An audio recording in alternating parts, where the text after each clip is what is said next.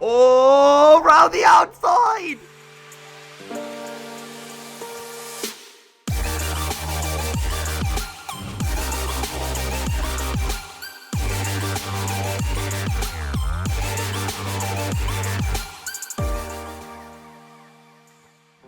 Now, as you would have seen from that little clip, also hello everyone, how you all doing? But as you saw from that little intro, we had a pretty banging race. But I need to show you the couple of races that happened before. This was the first one where we were actually leading the race. We started this race from pole. This was our second race. We had really good qualifying, but then we bottled that left-hander. We lost the lead, and I was like, that's the kind of sounds I make while I race. And I was like, we can't end like that, because after this guy got past me, he just pulled away. And I thought, we still have to do another race. And I thought, before we get into that race, I'll just show you how I bottled my other two races. So that's how I lost that race. And then this race, I was trying to come up through the back. This was my first race at Oulton Park that I did on the week. Coming through this left-hander, this guy just goes wide, hits me. You know what? It's how it goes in racing. And then a couple of laps later, I'm hunting down the next driver, and I take a bit too much curb, bang, straight into the tyre barriers, spins the car around. I absolutely detest bus stop chicanes with a burning passion. And then this guy, I don't know, yellow flags, guys. Yellow flags. He hits me, and that ends those races. So here we go then. Attempt number 3. We're starting from the back again. We're doing our races how they're meant to be. Last to first. Starting on the outside of the grid. And again, don't need to do anything crazy. It's the opening lap. Just make sure we don't get involved in any incidents. You can see how early we're backing off going into turn 1. Waiting to see where all of the mayhem's going to be. This guy kind of just sweeps back on over to the center of the circuit. We're like, that's fine, that's chill, we'll just sit behind, we'll wait for our opportunity through the long left-hander, and I just want to get onto the power nice and early. And we do exactly that. But where are we going to put our car? Over to the left-hand side of the circuit. We gain 1 position courtesy of that run, and now we're going on the international part of the circuit.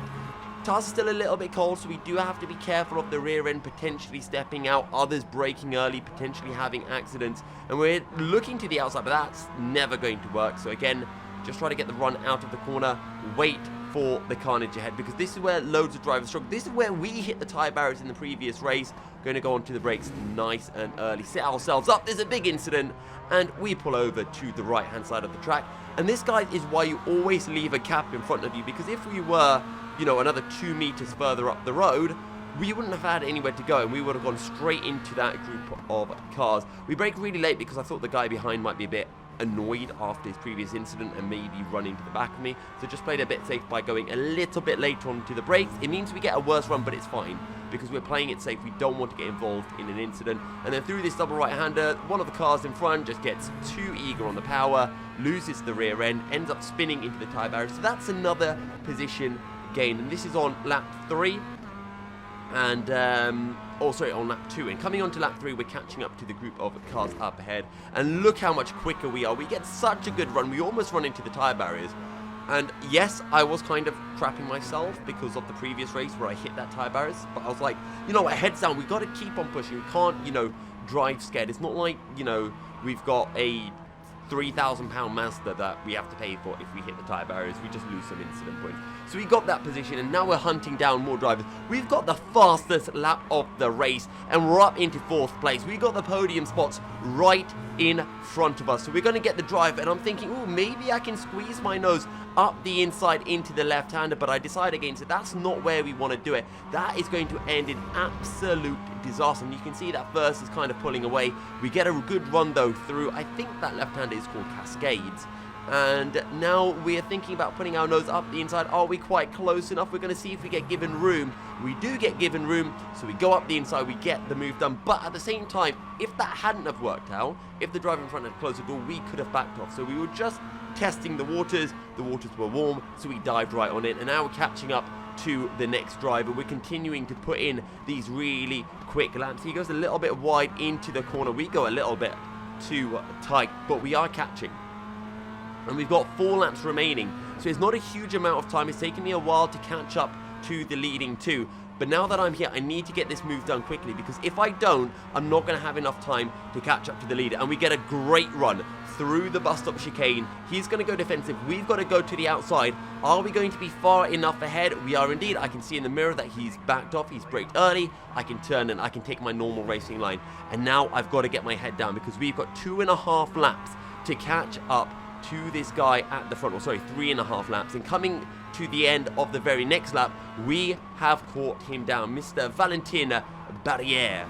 I've recognized that name from somewhere. But anyway, we've caught him. We've got 2 laps to go, and this was such a fantastic battle that I thought I would include a 2-camera perspective. I got the, on stream, I showed the replay. So here we go then, into turn 1. We see that he makes a little mistake. We get a really good run. We go a bit wide, but we don't care. Where are we going to go? To the left? No, he's going to cover that one off. So now we have to go over to the inside. We're up onto the grass, and we're on 2 wheels, airborne for a second, but we can't quite get the run into the left-hander. We can get the drive on exit.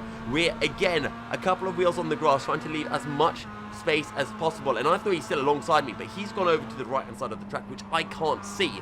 So he gets a much nicer run through the left-hander. We're still on the outside now, going into, I think this is called Shell Oil Corner. And I'm like, right, we can't hang around the outside. I'll try to get the switchback. Just put as much pressure on this guy as I can, and I know this is where I'm really good compared to everyone. So we're going to brake nice and early. We let him go in hot, and we carry so much more speed, but then we've got nowhere to put our car. We try to go on over to the left, but we've already lost all of that momentum, so we have to sit behind, and I'm thinking, that's one of the best overtaking spots, and now he knows what I'm going to do. Do I go for a send? I had to think about it. Again, decide against it, slot in behind. We still got 1 and a bit laps to go. There's plenty of time. I lied. There is not plenty of time, but there is enough time, and it would be stupid to throw this race away. We're a couple of car lengths behind, and I was starting to think, oh god, it's going to come down to the last lap of the race. I know I have the pace advantage, but we have to just go for it. He brakes really early into this right-hander because we just braked too late. We missed the apex, and at this point I thought, have I just thrown this away? Look how far back we've dropped, but I also know it's fine. We're a lot quicker. Heads down, absolutely nail this corner. We cannot make a single mistake. He does make a mistake. We get the apex spot on. We get a really nice run coming out of the corner, and critically, we have slipstream. So we are now back in the hunt with just a car length or 2 separating us, going into the final lap of the race. And I was super chuffed. I was super excited. He has a bit of a squiggle with the rear end going through turn 1. So again, we're closing in by that tiny, that fractional amount, but we know that we are now within striking distance. Here we go then into the left hand. I'm behind him, so I can't actually see the apex. I turn in a bit too much onto the curb. That unsettles the rear, kicks the rear out. I have to catch a slide, and I lose so much speed on corner exit. You can see we've lost about 3, 4, maybe even half a second through that one corner. I was thinking, no, I knew I couldn't make a mistake, and I've just made that mistake. But we get a good run through the left-hander. And again, it's going to come down to that bus stop chicane. That is where we are good. That is where we can catch up, but we can't make the same mistake as last time, where we get the drive too early and then we're left with nowhere to go. So again, into this bus stop chicane early on the brakes, we're pretty much sideways. Somehow we don't hit that tire barrier. To be honest, as I went through, I thought I'd hit it. It's not the best of runs because he has also got a really good run. So where do we go? He's going to go defensive. We have to go to the outside. Do we look for a switchback? No! We hang it around the outside, we leave each other space, and we get the job done. And I'm like, we've got it. And then he pokes his nose up the inside. There's contact. We go wide. And at this point, I was like, no way you just hit me there.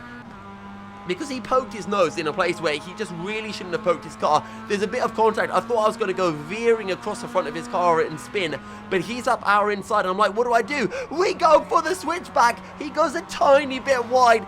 We're up onto the curb, and somehow we get the position back, but it's still not over. It's the drive to the final corner. Does he look for a switchback? Does he hang it round the outside? He ends up turning across me into the braking zone. There's a bit more contact, but we get the job done. And we move up into the lead of the race on the last corner of the last lap. And that, guys, is how you win a race on iRacing.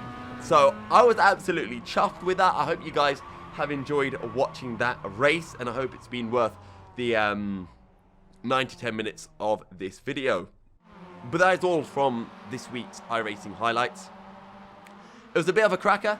Again, I didn't want to include the other races. There were some fun bits. That will all go on the TikTok and YouTube shorts though. So if you do want to see those, make sure you are subscribed so you are notified when they come out on Shorts or TikTok. But yeah, that has been it for this week's video. Thank you guys very much for watching, and I'll catch you all next time. Goodbye.